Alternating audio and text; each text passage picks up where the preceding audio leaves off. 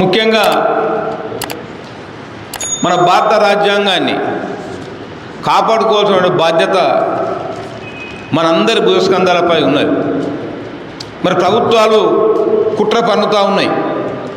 మరి భారత రాజ్యాంగం మార్చాలని, మరి రాజ్యాంగం సరిగా లేదని, దీన్ని సమూలమైన మార్పులు తేవాలని చెప్పి కుట్రలు పడినప్పుడల్లా మన దళితులమంతా ఏకమై పోరాటం చేస్తూనే ఉన్నాం. ప్రభుత్వం పిల్లి గంతులు వేస్తూనే ఉన్నది. మనం కూడా అందరం ఐకమత్యంగా ఉండి తస్మా జాగ్రత్త. ఇవాళ అంబేద్కర్ అయిన వ్యక్తి లేకపోతే ఆర్ఎల్వి మోహన్ గారు, వెంకటయ్య గారు, ఇక్కడ ఉన్న వేదిక మీద అందరం కూడా ఇట్లా సేమే కూర్చుంటోళ్ళమా, మాట్లాడేటోళ్ళమా? ఒకసారి ఆత్మపరిశీలన చేసుకోవాలని చెప్పి నేను అంబేద్కర్లందరికీ కూడా విజ్ఞప్తి చేస్తూ ఉన్నా. అంబేద్కర్ లేకుంటే ఏ చీకట్లో ఉందమో, ఏ చీకటి మింగునో, ఎక్కడ జీతాలు ఉందమో, ఎక్కడ కూలినా చేసుకొని బతుమో, మనమంతా కూడా చదువులకు దూరమై సమాజానికి వెలివేయబడ్డటువంటి మనిషి చూడనటువంటి రోజులలో మన అంబేద్కర్ గారు కష్టపడి ఆయన జీవిత చరిత్ర చూస్తూ ఉంటే, ఒక్కసారి చదువుకున్న ప్రతి మేధావికి కూడా కళ్ళకు నీళ్ళు రాక తప్పదు. కఠోరమైనటువంటి కష్టాలు అనుభవించి మరి పిల్లలు లెక్క చేయకుండా, కుటుంబాన్ని లెక్క చేయకుండా, కొడుకు చచ్చిపోయింది అన్న, బిడ్డ చచ్చిపోయింది అన్న డైవర్ట్ కాకుండా కఠోరమైన దీక్ష చేసి ఇలా మనకు భారత రాజ్యాంగాన్ని ఇచ్చిండు ఆ గొప్ప మహనీయుడు మన అంబేద్కర్ గారు. మరి అంబేద్కర్ గారు మరి ప్రపంచ మేధావి. అమెరికా కూడా, ప్రపంచ దేశాలు కూడా ఈనాడు అంబేద్కర్ని గుర్తించినాయంటే ఆయన ఎంత గొప్ప మేధావో మనం అర్థం చేసుకోవాలి. మన భారతదేశం స్వాతంత్రం వచ్చినప్పుడు మరి మంచి రాజ్యాంగం రాసుకోవాలి, మరి ప్రపంచంలో అన్ని యొక్క రాజ్యాంగాలను అధ్యయనం చేయాలి, మరి అటువంటి మంచి రాజ్యాంగం కావాలి, సమసమర్థమైన రాజ్యాంగం కావాలి అని మేధావులు ఆలోచించినప్పుడు మన రాజ్యాంగం ఎట్లా ముందుకు పోవాలని చెప్పి అన్నప్పుడు ఐక్యరాజ్య సమితికి ఒక లెటర్ రాసింది భారతదేశం తరఫున. మాకు భారత రాజ్యాంగం రాసుకోవాలి, అన్ని దేశాల రాజ్యాంగాలను అధ్యయనం చేసుకోవాలి, ఆ అన్ని దేశ రాజ్యాంగంలో మంచిని స్వీకరించాలి, చెడును విడిచిపెట్టాలి, అటువంటి రాజ్యాంగం మేము రాసుకోవాల్సిన అవసరం ఉన్నది.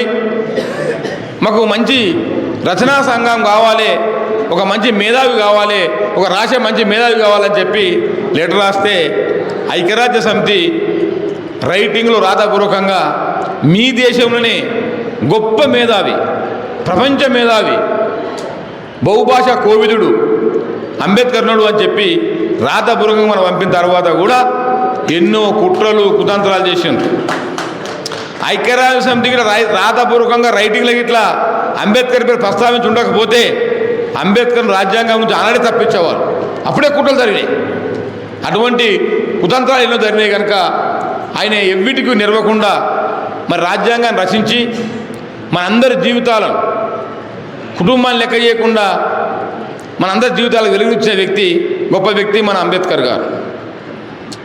ఒక మిత్రుడు అడిగిన అంబేద్కర్ గారు, నీ కొడుకు చచ్చిపోయినా లెక్క చేస్తలేవు, నీ భార్యలు చచ్చిపోయినా లెక్క చేస్తలేవు, నీ బిడ్డ చచ్చిపోయినా లెక్క చేస్తలేవు, నీ సంతానం అంతా పోతూ ఉన్నారు, వారి ఆఖరికి అలమటిస్తూ ఉన్నారు, చాలా ఇబ్బందికరమైన పరిస్థితుల్లో ఉన్నారు, నువ్వు పట్టించుకోలేవు అంటే ఆయన ఒక మాట అన్నాడు, నా పిల్లలు దేశంలో బతకబాలు చనిపోయిందే నయము, ఈ దేశంలో అటువంటి పరిస్థితులు ఉన్నాయి, కనీసం నేను నా పిల్లలను కాపాడలేకపోయినా, నా భార్యను కాపాడలేకపోయినా నా యొక్క జాతిని కాపాడుకుంటా, వాళ్ళకి వెలుగుస్తా అని చెప్పిన గొప్ప మహనీయుడు మన అంబేద్కర్ గారు.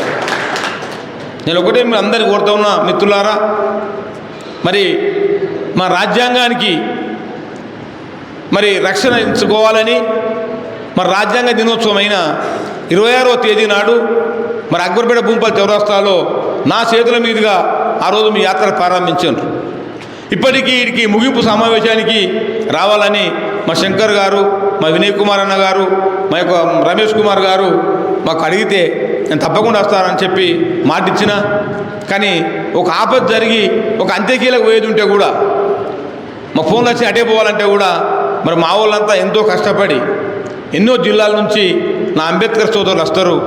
మన సాగుకు రేపోయిన పరమేశ్వచ్చు కానీ ఇంత పూర్వం డిస్టర్బెన్స్ చేయొద్దని చెప్పి మా వెంకటేశ్వరుని అనుకొని అన్న మనం దీనికే పోదామే, మనకి ఇది ఇంపార్టెంట్, మన మనలోకి మనకు ఆత్మస్థైర్యం కల్పించాలి, ఎవరు వస్తువులు రారు మనమైతే పోవాలని చెప్పి అనుకొని కూడా క్యాన్సిల్ చేయకుండా ఇక్కడ రావడం జరిగిందని చెప్పి కూడా ఈ సందర్భంగా మీకు తెలియజేస్తూ ఉన్నా. నేను ఎస్సీ ఎస్టీ కమిషన్ చైర్మన్ అయిన తర్వాత మరి ముఖ్యంగా మా డిబిఎఫ్ అనేది నేను చాలా 20 సంవత్సరాల నుంచి చూస్తున్నా.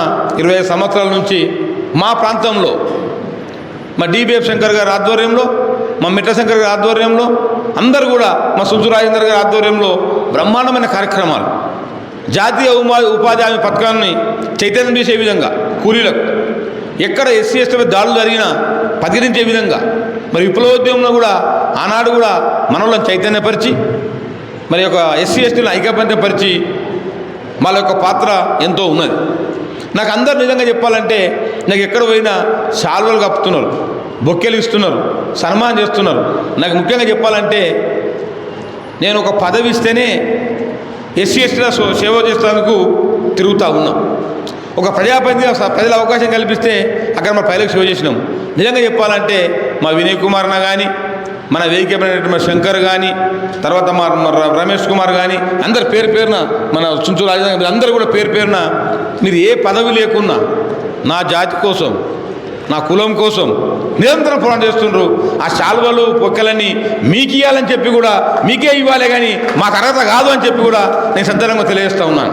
ఎందుకనంటే ఏం ఆశించకుండా మీ యొక్క భార్య పిల్లలు విడిచిపెట్టి, మీ సంసారాలు విడిచిపెట్టి సమాజం కోసం, జాతి కోసం నిరంతరం 108 లాగా మా శంకర్ అయితే నేను పొద్దున్న ఇవ్వగానే ఏం చేస్తా అంటే మా శంకర్ వాట్సాప్ చెక్ చేస్తా, అలా అన్ని వస్తాయి నాకు.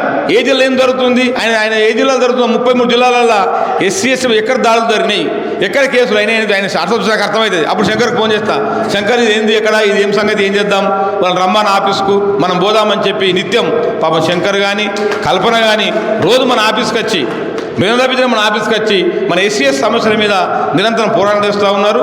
నేను ఈ సందర్భంగా వారికి నేను ప్రత్యేకంగా నేను పాదాభివందనం చేసి కోరుతూ ఉన్నా. మీ సమస్యలను సేవ చేస్తున్నారు, నిజమైన సేవకులు మీరు బాగా సేవ చేస్తున్నారు. మా జాతికి నేను గర్వంగా చెప్పుకుంటా. మీ సేవకు మాత్రం వెలకట్టలేంది, లెక్క చేయలేంది అని కూడా ఈ సందర్భంగా మీ అందరికి తెలియజేసుకుంటా ఉన్నాను. ఇంకా కూడా నేను మీ ముందరుతున్నా మా అన్నను, మా దళిత బాంధవుడు, మా అన్న ఆరేళ్ళు మోనకు ఒక రిక్వెస్ట్ చేస్తూ ఉన్నా. నేను కూడా గత 2-3 సార్లు 4-5 సార్లు ముఖ్యమంత్రి గారు కలిసినప్పుడల్లా కూడా సార్ చెవులో చెప్పిన, సార్ ఒక సాంఘిక సంక్షేమ మంత్రిని పెట్టాను సార్, జర ఇబ్బంది అవుతుంది సార్, చిన్న విషయాల మీద రాలేము, మేము దళిత సంఘాల నాయకులం కానీ మా కమిషన్ కానీ రాలేము సార్, పెట్టమన్నా. ఆ మోనన్న కూడా వారికి ఉన్న పలుకుబలి ద్వారా, వారికి ఉన్నటువంటి లాబింగ్ ద్వారా కూడా సాంఘిక సంక్షేమ శాఖ మంత్రి మనకు వచ్చే విధంగా ఆయన ప్రాంత ప్రయత్నం కూడా చేయాలని మా మోనన్నను మనస్ఫూర్తిగా కోరుకుంటా ఉన్నాను. ఎందుకంటే మన సేవ ఇంకా జరగాలి, ఇంకా కూడా జరగాల్సిన అవసరం ఉన్నదని చెప్పి కూడా నేను సందర్భంగా తెలియజేస్తూ ఉన్నా. నేను మీ అందరినీ కోరుతా ఉన్నా ఒకటే, మానవ సేవయే మాధవ సేవ, సమాజమే దేవాలయం, పేదవాడే దేవుడు. మనం తిరుపతికి పోయో యాదగిరిగుట్టకు పోయో దేవుని భక్తినే పుణ్యం కాదు. ఇక్కడ ఉన్నటువంటి బీదవానికి కళ్ళనీళ్ళు తుడిస్తే అదే గొప్ప, ఇదే గొప్ప పుణ్యం అని చెప్పి కూడా నమ్మే వ్యక్తుల్లో నేను ఒక్కని. నేను మీ అందరిని కోరుతున్నా ఏంటంటే ఈ రకరకాల సమస్యలు వస్తూ ఉన్నాయి.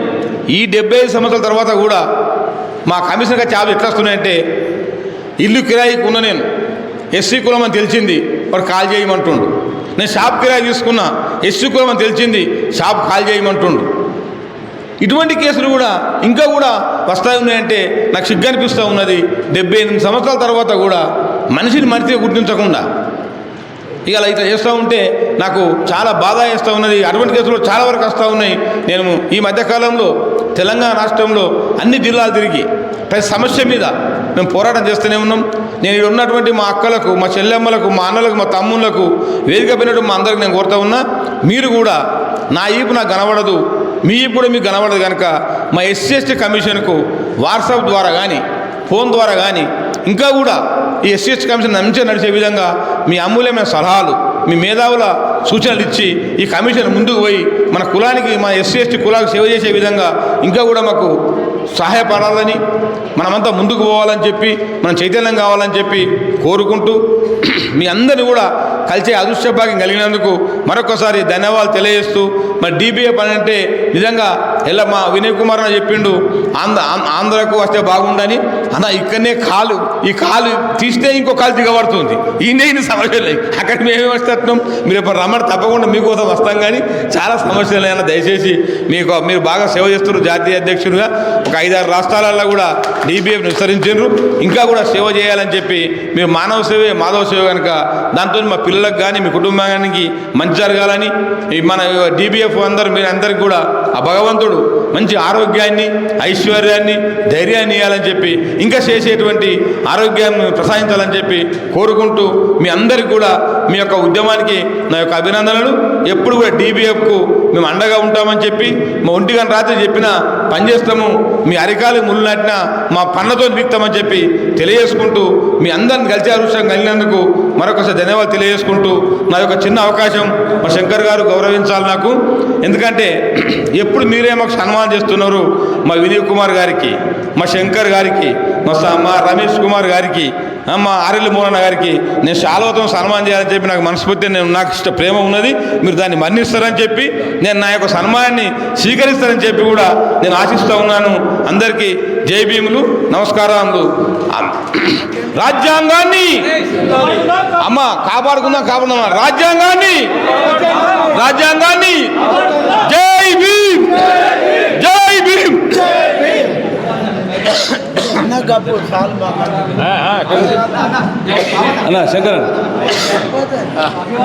మన జాతీయ వ్యవస్థాపక అధ్యక్షులు గారికి మన గౌరవ ఎస్సీ ఎస్టీ కమిషన్ చైర్మన్ గారు సన్మానం చేస్తూ ఉన్నారు.